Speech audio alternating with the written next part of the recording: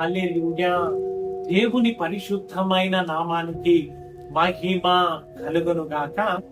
ఈ రోజున దేవుడు మనల్ని ప్రేమించి మనకు అనుగ్రహిస్తున్న వాగ్దానము యెహోషువ గ్రంథము 3వ అధ్యాయము 5వ వాక్యము.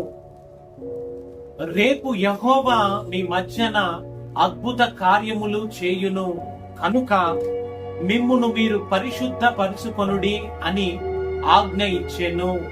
ఆమేన్. హల్లెలూయా. సర్వాధికారియు అనంత జ్ఞాని అయిన దేవుడు తన ప్రవక్త అయిన యెహోషువ ద్వారా మనకిస్తున్న వాగ్దానము.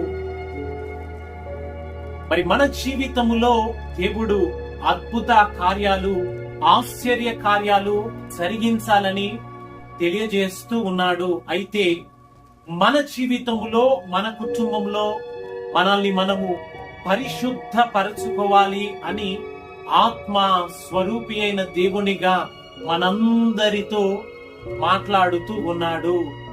హల్లెలూయా, హల్లెలూయా.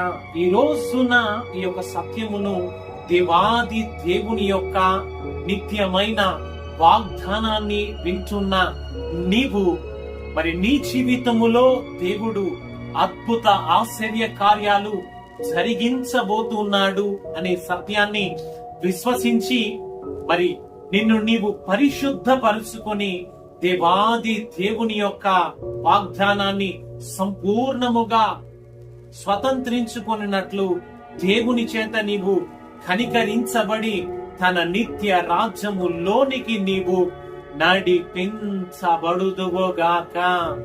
ఆమేన్. హల్లెలూయా.